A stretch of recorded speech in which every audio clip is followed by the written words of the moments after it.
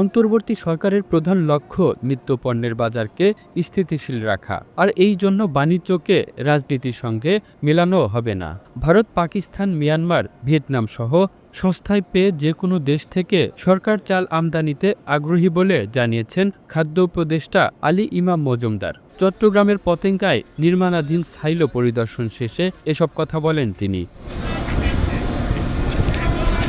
তিনি আরও বলেন, রমজানকে কেন্দ্র করে বাজার যাতে অস্থির না হয় সেই ব্যাপারে আন্তরিক আছে বর্তমান সরকার। এই লক্ষ্যে খাদ্যবান্ধব বিভিন্ন কর্মসূচি গ্রহণ করা হয়েছে। এর মধ্যে অন্তত ৫০ লাখ মানুষের জন্য সহজ শর্তে মাসে ৩০ কেজি করে চালের ব্যবস্থা করবে সরকার, যা রমজানের পরেই ২ মাস পর্যন্ত অব্যাহত থাকবে। সরকারের কাছে যে পরিমাণ খাদ্য মজুত আছে তাতে সংকটের কোনো সম্ভাবনা নেই। তারপরও বাড়তি প্রস্তুতি হিসেবে শুধু সরকারি পর্যায়ে ৮ লাখ টন চাল আমদানি করার সিদ্ধান্ত হয়েছে। ইতিমধ্যে ভারত, পাকিস্তান ও মিয়ানমার থেকে চালের চালান আসতে শুরু করেছে। ভিয়েতনামের সঙ্গে চুক্তি অনেক দূর এগিয়েছে। এছাড়া সরকার আরও নতুন উৎসের সন্ধান করছে বলে জানান তিনি। বাণিজ্যকে আমরা কিন্তু রাজনীতির সাথে মিলাচ্ছি না।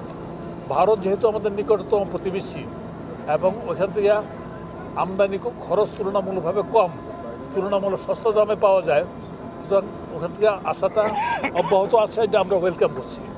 পাশাপাশি মিয়ানমার কিন্তু তার চাল বিক্রির ব্যাপারে আরও চাল বিক্রি করতে চাচ্ছে তারা আমাদের কাছে। এছাড়া আরও উৎস সন্ধান আমরা করছি। পাকিস্তান থেকে আমরা ৫০,০০০ মেট্রিক টন চাল আমদানির ব্যবস্থা করেছি। আমি আশা করছি যে রমজান মাসে দ্রব্যমূল্য সহনশীল থাকবে।